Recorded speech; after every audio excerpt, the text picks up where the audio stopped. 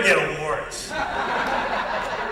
But I'll tell you, it takes a troublemaker like Susan Burden and a troublemaking organization like A New Way of Life to give an award to a troublemaker like me and the Troublemaking Drug Policy Alliance. So, it's about troublemaking, right? About troublemaking for good and fighting the evil and the bad, shaking people up. But as I was thinking about what to say, and because everybody's already pointed out this, which is this dinner happening just a few days after the death of Nelson Mandela. And, I don't ever talk about this, but for me, I think about the people who have been the heroes in my life. I mean, it was Nelson Mandela right up there with just a few others. And if I could just exercise a little hubris in the moment when I think about that struggle that he led with so many others, and I think about the struggle that we're leading right now, there are so many analogies. Right. Think about when he got started, back in the 30s or the 40s. He was a troublemaker.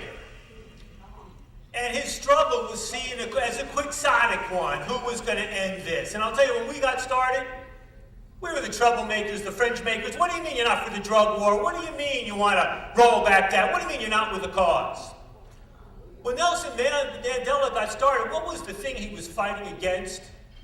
It was the emergence of a new system called apartheid, whose model was Jim Crow in America.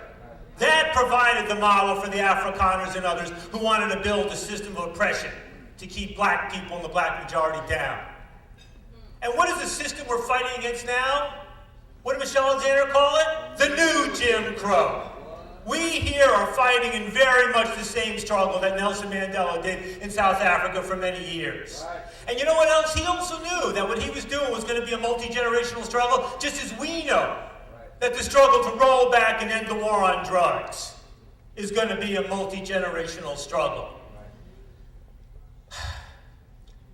What he was fighting for in some respects was to make South Africa average, normal, a society in which people, one human being, one vote, a society based on justice, at least at the level of its principles and its constitution and its laws. And when we look right now at America, and we look at this sad exceptionalism of our nation with less than 5% of the world's population and 25% of the world's incarcerated population, with almost a quarter of people behind bars on drug charges, with 1.5 million people getting arrested each year, and with a rate of incarceration of young black men that makes apartheid South Africa look like a walk in a park by comparison on the incarceration side. Well, you know what we're fighting for? To make America average too. We want our incarceration rates to be like those of other civil societies. What I admire about Susan Burden and A New Way of Life, they are doing everything they can on the front of re-entry, helping people, the millions of people coming out of the system to try to get a life and make a life and recover from the trauma of what they've been through, to give them that other chance. But they're not just fighting for re-entry. They're also fighting to stop the front end of this system of oppression.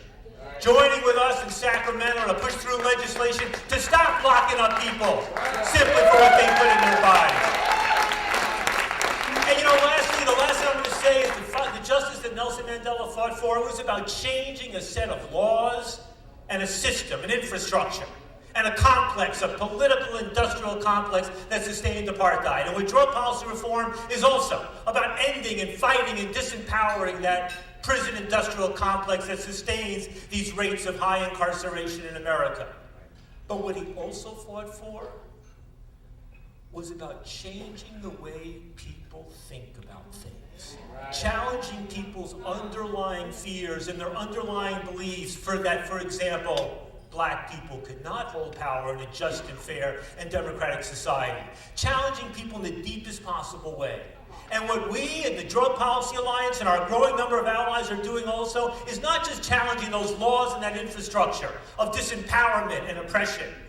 We are also challenging everybody, including all of you here, to think about new ways of living with the reality of drugs in our society.